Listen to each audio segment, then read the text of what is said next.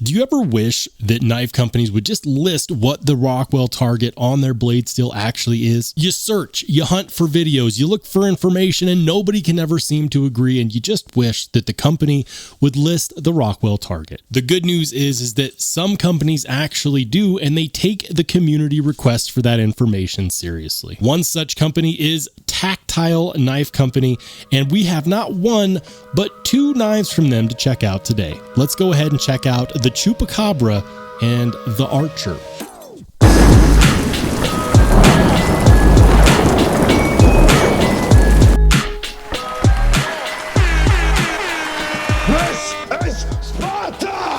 Hey, how's it going, everybody? If you're new here, welcome in, and if you've been here before, welcome back. I'm Rollshambo, the connoisseur and collector of all things sharp and shiny, and I'm excited because today I get a chance to finally showcase some Tactile knives on the channel. Tactile Knife Company is an American knife company. They're an American knife maker, and I've done hundreds and hundreds of videos, but yet I have not reviewed anything from them. So big thank you to Don Farmer of D&K Knives for lending me these pieces, because without him, it just would not be possible. I definitely appreciate it. Make sure to go ahead and check out dnknives.com.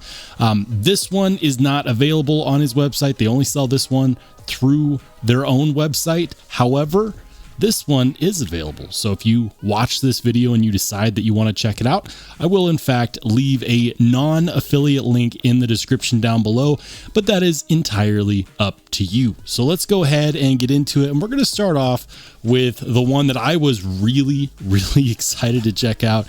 And when I say that it would not be possible without Don lending me these knives, we'll get into that. This is a $700 knife. Damn! $700. But the certificate of authenticity is in fact metal. So there's that.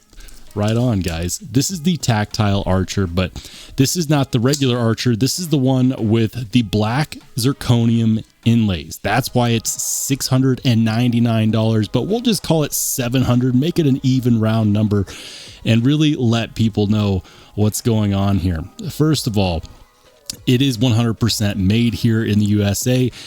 Tactile Knife Company has their production facility down in Dallas, Texas. So in case you were wondering what your hard-earned dollars are going to get you, it comes in at 8.1 inches, which is, of course, a full-size knife. The blade is just shy of 3.5 inches, coming in at about 3.4. It might be 3.5, depending upon where you measure it from. The blade is CPM Magna Cut, which is, of course, made by Crucible Industries, also right here in the United States. And they are telling us that the Rockwell target for that Magna Cut is 63 to 64, which is perfect. That is the perfect Rockwell hardness. You get all of the corrosion resistance. You get really good edge retention. At that range of 63 to 64, you can expect the same kind of wear resistance that you get out of steels like S45VN and LMAX as well, without sacrificing things like toughness and corrosion resistance at the same time. On these handle scales, we have the black zirconium inlays. You can, of course, spend about $100 less and get it without the black zirconium inlays, and I think that's the route that most people go. When these are available, they sell out pretty quickly. Check out these crazy handle scales. So the Archer has this feather-like milling on the handle scales that resembles the feather on the wing of a bird or the feather on the fletching of an arrow. Either way, it looks really classy, and it adds quite a lot of dimension at the same time.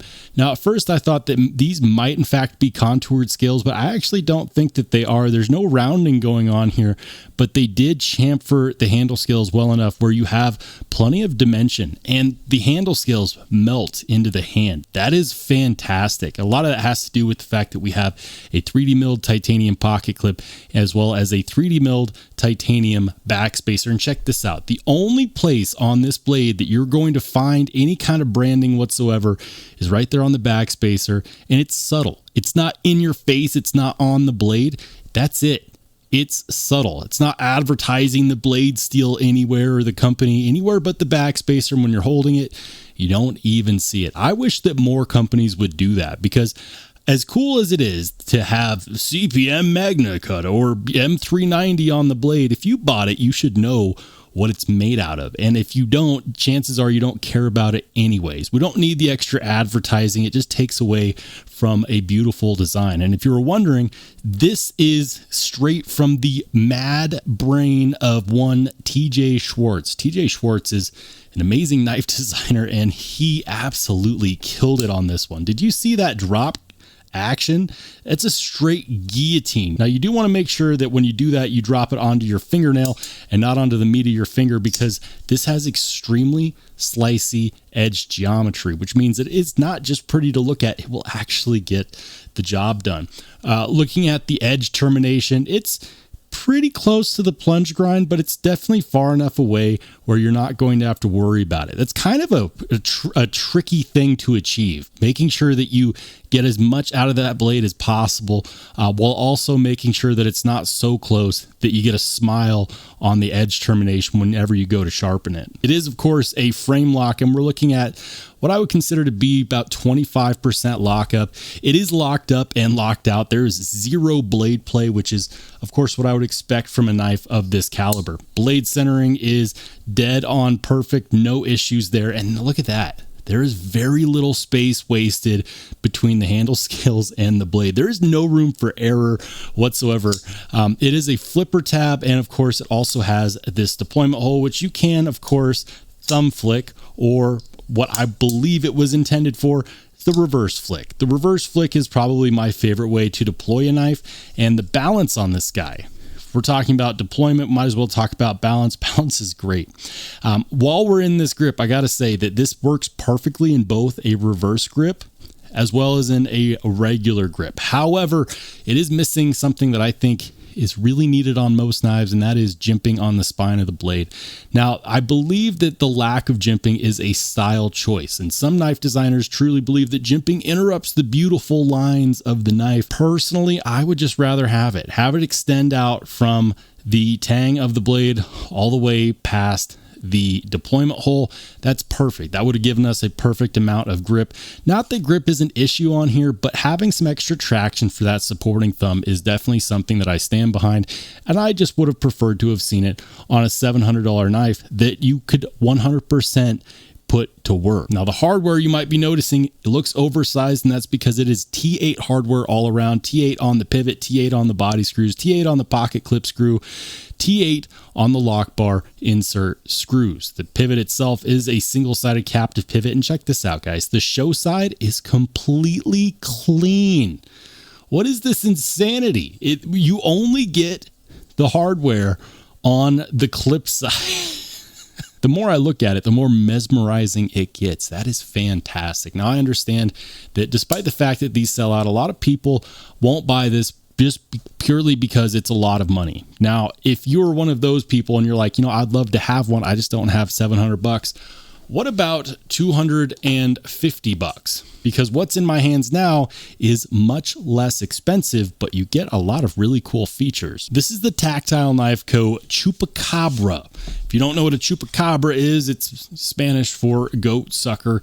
It's a mythical creature of horror and legend from Mexico. Now, we do not have a metal certificate of authenticity here. This one is just on regular cardstock, and you know what, that's totally fine. You could tell that they were like, let's go ahead and just save on the packaging. Let's save everywhere we can so we can bring the people a knife that they can obtain, that they can get. And guys, these are in stock.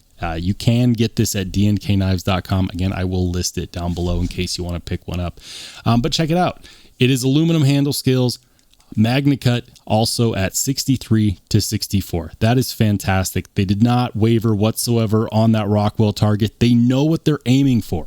Boom. Okay. So this is utilizing the Snex Super Lock. And before you start wondering, did he steal this from Snex? Did they license it? No. Snex is a knife designer that designed the Super Lock years and years and years ago, actually before Demko designed the Shark Lock. So for everyone out there who might believe that that is a design ripoff, it's not. They're actually two different locking designs, and they actually do work quite differently. Now, the Super Lock has been previously featured on a couple different knives from Wuben and civivi. Of course, I am talking about the Vision R and the Vision FG. The difference is, unlike those knives, this is the first American-made Super Lock that we've seen in a production knife. Now, I've been waiting to get my hands on one of these because I've had some questions. The first question I had is, how comfortable is the Super Lock to actuate? And I got to say, it's not super comfortable in comparison to something like the Shark Lock. The Shark Lock is actually very comfortable to use because of the way that it's positioned and the way that it operates.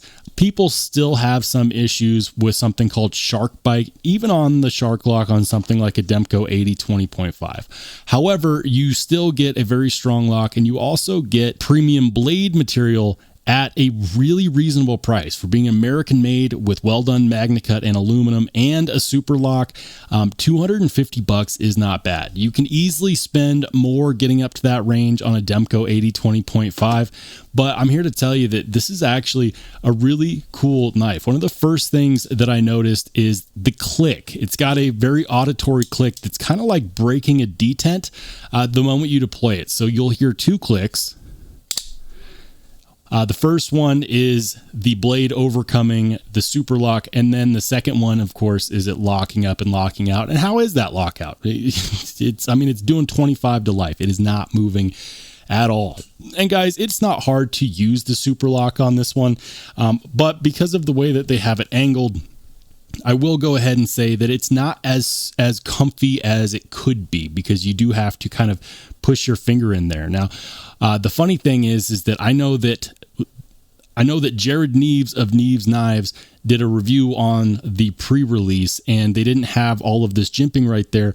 And he reached out and said, guys, you got to do something about that. And they did. And that was a really good call, because you do definitely need that traction. And I think that it's great. I'm a big fan of hearing both the Super Lock breakout. It feels like a real detent, and that's nice. Ergos on here are super comfortable, and unlike the Archer, we actually do get some jimping right here. The Super Lock is one of those things where I thought maybe it would get in the way of a choked up grip, but it doesn't. It feels rather nice. Now, for the deployment, we are looking at thumb studs. It's a dual-sided thumb stud, so no issue there whatsoever. Thumb flick is definitely going to be the way to go, but you could, of course, reverse flick as well. On the pocket clip, we've got a short clip. Hallelujah. Love it. And that is, of course, of the deep carry variety. T8 hardware all the way around, and a very, very clean aesthetic. This one does have some billboarding on the blade, but I don't mind it. Just a tactile right there next to the thumb stud, and then Magna Cut on the other side. You know what? I'm okay with that. Something that I will say is this, and that is that I wish that they had done a different blade shape. This blade shape reminds me too much of the blade shape that we saw on the Wii Vision R and the civivi Vision FG. I would have liked to have seen more of a drop point blade, maybe a more aggressive blade. As it stands, this is going to be a great utility cutter, and it gets nice and thin there behind the edge. We've got some good cutting geometry on this as well. So those of you who use your knives for a lot of slicing, it's going to slice really, really well. Now, I understand that the blade shape is 100% a preference thing, and that's just my preference. I think that I would have preferred maybe a drop point or a clip point or even a tanto. I would have loved to have seen something new, especially considering that the world went crazy over the civivi Vision FG and the Wii Vision R. The world went absolutely bananas. And so for them to come out with a very similar blade shape, it makes me wonder if that's just the blade shape that works the best for this lock type for some reason, or if that was just purely, a design choice. But now I'm curious to hear what your thoughts are. What do you think of the Tactile Chupacabra? Or maybe you like the Tactile Archer. Do you have either of these knives? Are you crazy enough to go and spend $600 or $700 on an Archer? I can tell you, if I had the money and they were available, it'd probably be a really hard knife for me to pass up at this point. The Tactile Chupacabra is also a winner in my book, but I think for me, I'm going to wait until they come out with another blade shape, since I just personally do not love the sheep's foot style blade that we have here. But I'm interested in your thoughts. Are you going to pick one up? If not, why not? Let me know in the comment section down below. And if you want to watch more awesome knife and EDC content, go ahead and click on one of the videos that pops up next.